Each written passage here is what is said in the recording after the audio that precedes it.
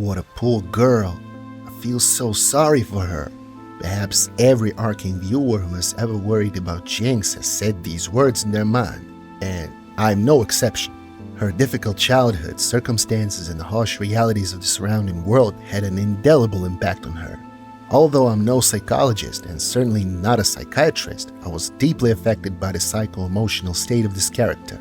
So I decided to figure out how it all started, how it developed, and what it led to.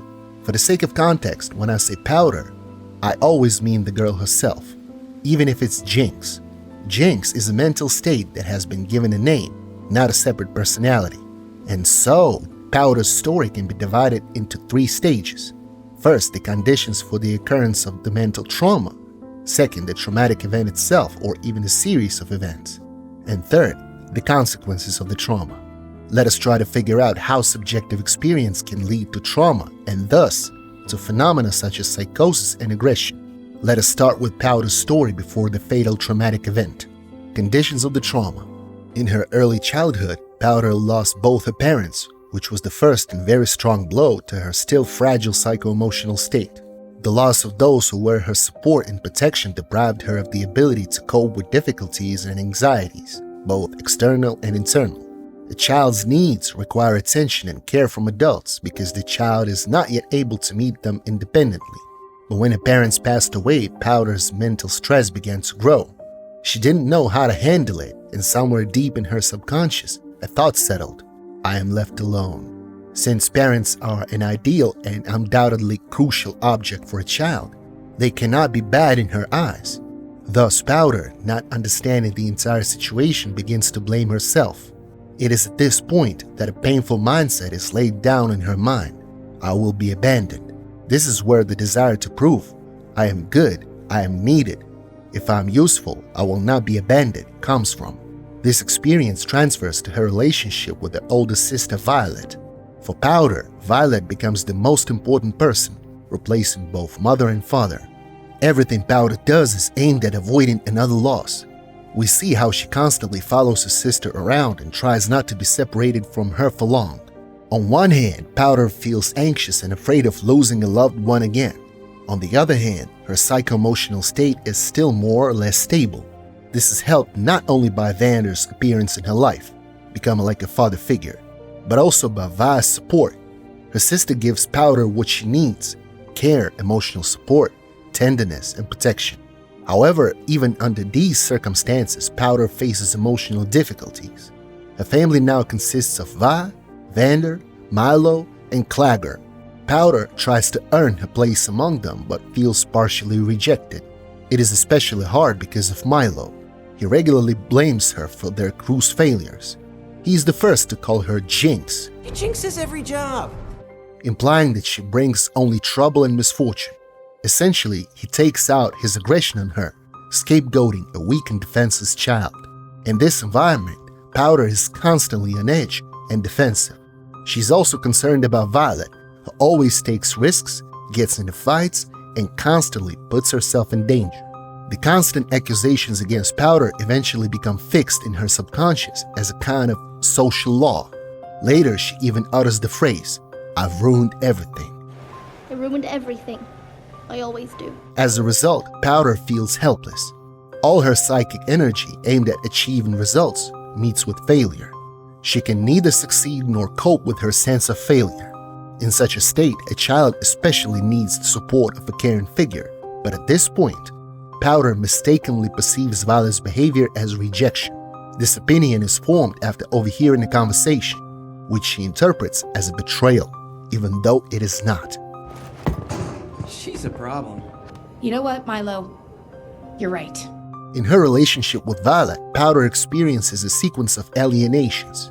The first step is the overheard conversation, which wounds her most. She tries to replace her feelings of resentment by creating bombs. These bombs serve 2 functions at once. First, they help her feel useful and earn approval. Second, they symbolically replace Violet's protection, which Powder no longer needs. The second alienation occurs when Violet decides to surrender to the enforcers and leaves Powder with her toy bunny. At this point, we see Powder's deep sadness. The bunny becomes a transitional object for her, replacing Violet herself. as it is strongly associated with her sister and her care. The third situation takes place when Violet forbids Powder to join her in rescuing Vander. For Powder, this becomes direct confirmation of her inner conviction. If I'm not good enough, I will be abandoned. The overheard conversation is once again confirmed in her eyes. You're right. There's a bunch of things Powder just can't do. Now she perceives even Violet's care, support, and tenderness as a desire to leave her. That is why Violet's explanation does not make any sense to Powder. Violet leaves her in the basement, finalizing Powder's sense of abandonment. Let me remind you guys that Powder's parents were killed on a bridge in a battle with enforcers. For this little girl, it signaled, first, her parents left, and then never came back, abandoning her. She unconsciously transfers this experience to Violet, who replaced her parents. That is why, when Violet leaves her in the basement, Powder becomes hysterical and screams, "Why did you leave me?" Violet's departure, along with the rest of their new family, repeats the same tragedy that happened with her parents. At this point, an outburst of rage occurs. Powder's aggression is directed at Violet and the others because they are the objects of her hatred. Later, this rage extends to objects associated with Violet and her family, and then turns inward. This aggression stems from the pain of alienation, which had already occurred once after her parents' death. For Powder, this is unbearable emotional pressure.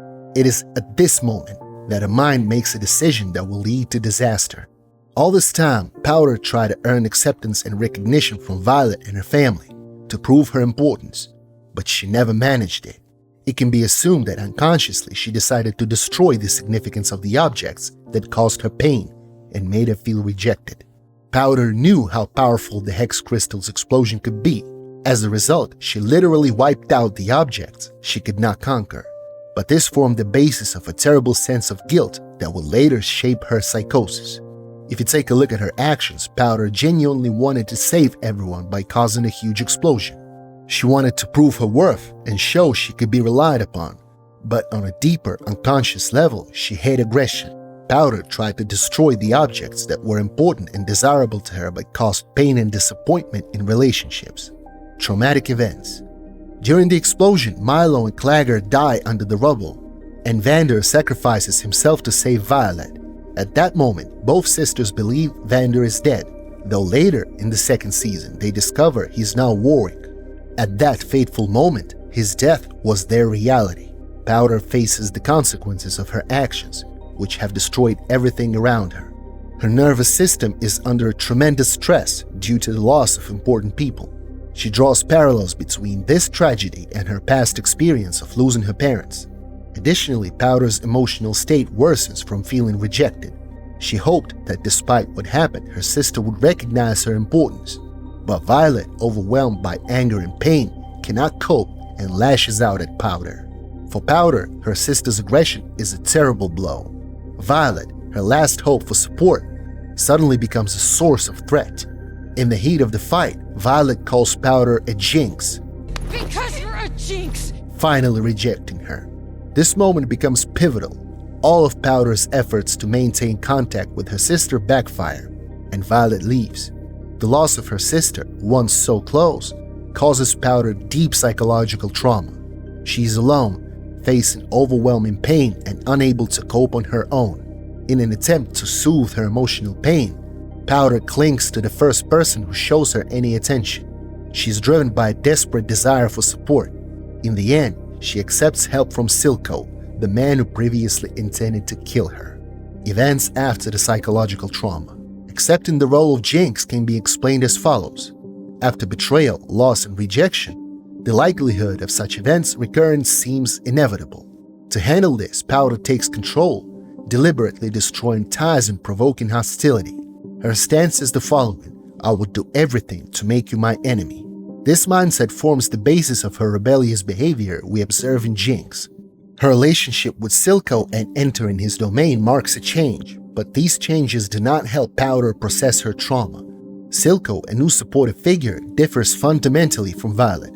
He sees Powder as a reflection of his own rejection and betrayal pain, but instead of helping her cope with the loss, Silco suppresses her feelings, implying that pain must be drowned out at all costs.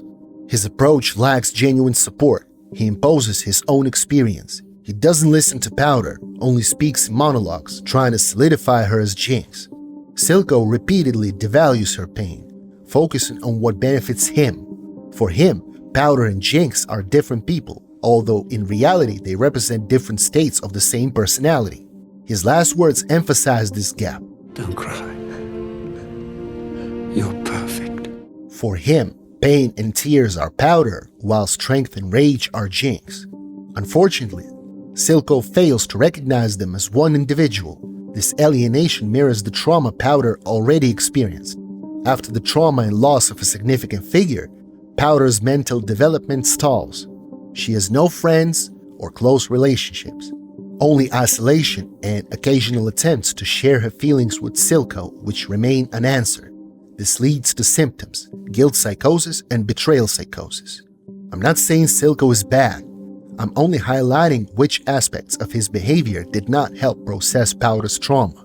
This does not mean he did not care at all, but even his care was not enough to eliminate her mental symptoms. Likewise, Vi's return would not necessarily create favorable conditions for processing the trauma either. Manifestation of mental disorders. Powder knows the explosion she caused led to Milo, Clagger, and Vander's deaths. She tries to repair what is broken and restore lost relationships, but it's impossible. Her family is physically gone, yet her attractions to these objects persists, causing tension. To cope, Powder's psyche substitutes. She creates stuffed figures of Milo and Clagger and keeps a bunny symbolizing Violet. Her psychotic attacks come with visions. On one hand, her aspirations target objects that no longer exist. On the other, intimacy with cherished objects now risks betrayal and abandonment. This inner contradiction makes her desires unattainable. Thus, they are suppressed and neutralized by the image of attacking voices Powder argues with. A similar mechanism applies to Vi. After the trauma, Vi becomes both supportive and traumatizing. Closeness now links with unbearable mental pain, and her defenses prevent re-establishing so-called intimacy. Hence, Powder's psychotic symptoms intensify, while Jinx takes central stage. Powder's flashbacks and visions worsen after meeting a pink-haired girl who recalls Vi. The Karen sister's image from the past turns into a memory of betrayal. Powder's subsequent actions mirror her internal conflict. First, she freezes, holding the girl as if to keep a crucial object from leaving. But when the girl breaks away, Powder returns to her trauma when Vi abandoned her. In a rage, she murders the girl, unconsciously killing her sister's memory that caused her pain. After that, Powder withdraws defensively. Here, Jinx dominates, protecting her from the outside world and fresh pain. Powder finds a replacement for the lost object in the part of herself associated with Vi. That is why she returns to the game room, a symbol of loss. When Powder stands in the boxing machine tied to Vi's memories, she's likely trying to manage her anger and simultaneously identify with her sister, repeating her actions. Symbolic acts keep Vi's presence alive. These details appear even in Powder's appearance. She wears striped pants like Vi's, uses lilac, a blend of her blue and pink hair, in her manicure and bomb designs, and tattoos resembling blue smoke signal fires that Vi left. All show Powder's attempts to reach out to Vi, replacing closeness with symbolism. She does wait for Vi's return, never letting go. Instead of accepting the loss, we see outbursts of anger and despair. When Vi returns despite Silco's attempts to hide it, Powder's world changes. She suddenly gets what was long out of reach. She even drops the Hex Crystal, symbolizing her bond with Silco. Now that Vi is here, Silco loses importance. However, her past trauma surfaces. Deep down, Powder fears Vi's love would bring pain and betrayal again. When Caitlyn appears, this internal struggle peaks. Jinx emerges, turning Powder into a defensive creature, possibly harming Vi. The crystal matters again, and Silco becomes a support once more, but defending herself still hurts her inside. She's at a dead end, wanting to reunite with Vi, yet fearing betrayal. Despite Vi's presence, Powder feels her slipping away, devastating her soul. To cope with unbearable pain, Powder causes herself physical harm by stapling a wound. This action redirects mental pain into physical pain, more tangible and manageable. But this is temporary. The tension and attraction to Va remain. As the conflict grows, Powder's symptoms worsen, including hallucinations and flashbacks, drawing her deeper into the trauma loop. Full identification as Jinx. On Sinjid's operating table, Powder sees images associated with Va. This helps us understand a key function of her psychosis. Powder's hallucinations grow increasingly violent, distorting the image of Va, who is now associated not only with betrayal but also with her replacement by Caitlyn. Judging by these visions, Powder sees Caitlyn as a rival for her sister's love. This manifests, for example, in the family dinner scene, where she openly asks Va to kill Caitlyn. It could go away. At the same dinner, Powder begins to doubt Silco, as she had noticed his aloofness and signs of hardening several times before. The final confirmation of her fears is Silco's overheard monologue at the Vander Monument. Although he might not have planned to betray her at all, Powder's perception is what matters the most. Similarly, as a child, she interpreted Milo and Vi's words as betrayal, intensifying her trauma. Now everything seems obvious in Powder's mind. Vi has allegedly replaced her with Caitlyn, and Silco has traded her for power. Two significant figures have become both desirable and inaccessible. This leads to an obsessive desire to kill them, destroy them, and this is where Jinx comes to the forefront. The girl ties everyone to chairs to prevent them from leaving, just as her parents and Vi once did. This action demonstrates her fear of loss and her attempt to hold on to important individuals at all costs. It is at this point that the strongest attack of psychosis occurs. The tension reaches its limit, and her psyche, so to say, releases pressure through symptoms. It may seem Jinx accidentally kills Silco in a fit of psychosis, but this was done intentionally by her consciousness, yet not entirely consciously. All this time, Silco was trying to kill Va. Realizing that the loss of her sister would cause another explosion of pain and a return to unprocessed trauma, Powder radically stops Silco's attempt by killing him. Afterwards, she gives Va a choice between chairs, symbolizing the acceptance of one of her parts, Powder or Jinx. Va addresses her as Powder, showing she only wants the sister she knew before the tragic events. But Powder had already stated that she is no longer the same person. This contradiction becomes decisive. Powder becomes disappointed in her sister, seeing that she, too, has changed. As a result, Powder fully embraces her new identity as Jinx. She decides to leave the past behind, abandon her old self and her relationship with her sister in order to drown out her pain and sadness. The symbol of this emotional outburst is launching a rocket into the Piltover Council building. Events after the rocket strike at the Council building. Having understood what formed the basis of Powder's personality transformation and how her past shaped her behavior, let us examine her psycho-emotional state in the second season and try to understand the changes that occurred. After losing another significant person, Silco, Jinx realizes she's alone. This loneliness is unbearable, and something breaks inside her. She's in a state of emotional emptiness, with the feelings turned off and life losing its meaning. However, it is important to note that she is not truly alone.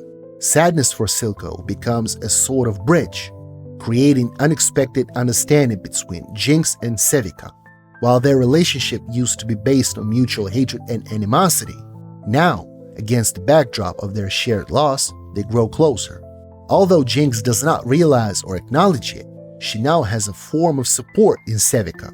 This is evident, for example, when Sevika comes to her aid during a fight with the Cambaran Smeech. Despite her quote-unquote mentally dead or dead inside state, Jinx still shows glimpses of humanity and compassion.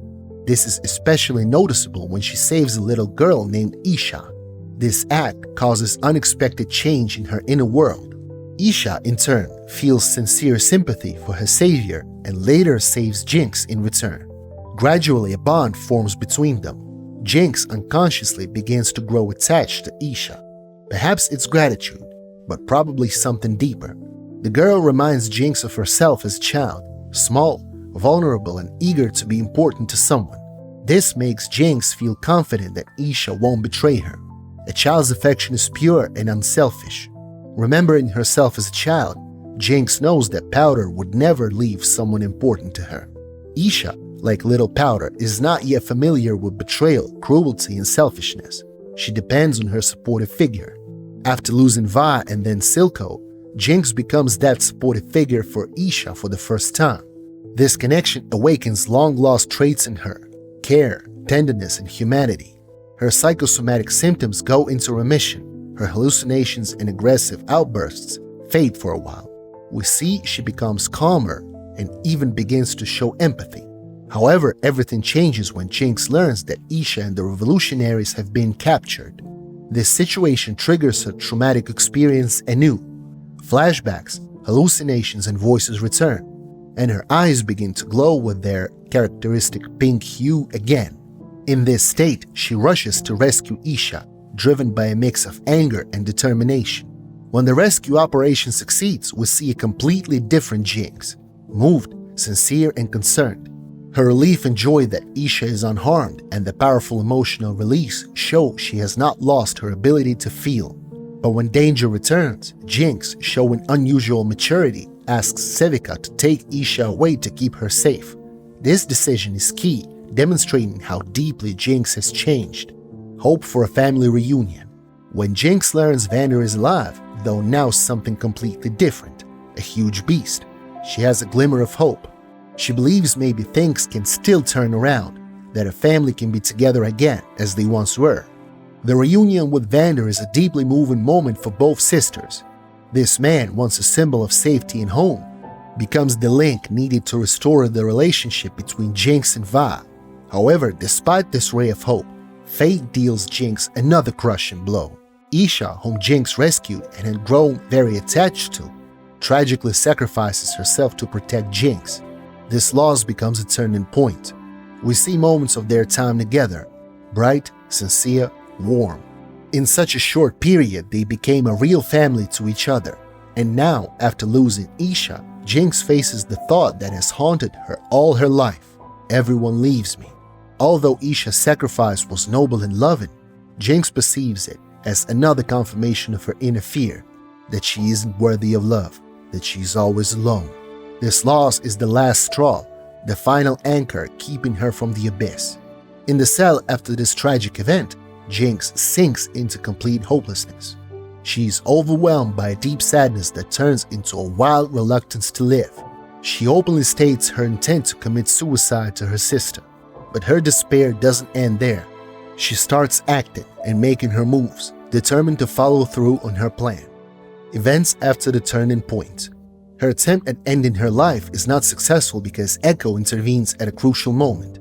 Official sources mention a 10-minute dialogue where Echo convinces Jinx was cut from this scene, so we may never know what he said or how he influenced her. This leaves us guessing why Jinx eventually decides to help Va, even though she now believes nothing matters. Even if the world collapses, it no longer has Isha, who mattered to her. However, Jinx decides to intervene, probably driven by conflicting motives, the desire to do something meaningful for her sister one last time, and simultaneously the desire to find another escape from life. Jinx's explosion is her response. On one hand, it's an act of selflessness, an attempt to save Va, just as Isha saved her. On the other hand, it is a clear chance to end her own life. But death eludes her yet again. At the last moment, Warwick pushes her into a branch of the tunnel, saving her from certain death. This moment emphasizes that Jinx's life, no matter how hard she tries, clings to every chance to continue, even when she's lost interest. The final scene shows an airship, a symbol of little Powder's dream of flying. One day, I'm gonna ride in one of those things. This clue is vital in her story. On this airship, Jinx departs, presumably for one of the regions we'll learn about in future projects. Determining Jinx's emotional state now is difficult. Her recent actions indicate a deep reluctance to live, yet her decision to take a break and embark on a new journey suggests a glimmer of change. Perhaps she's searching for something or someone to give her new meaning. Nevertheless, I think we will see Jinx again in the future and watch her story continue. This is the end of today's story though. Thank you, dear travelers, for stopping by my tavern. If you enjoyed this story, please like it and share your opinion in the comments. Also, don't forget to subscribe to the channel so you don't miss even more exciting stories. And now I'm saying goodbye. See you guys soon in my cozy tavern for a mug of the most delicious Christmas treat in all of Runeterra.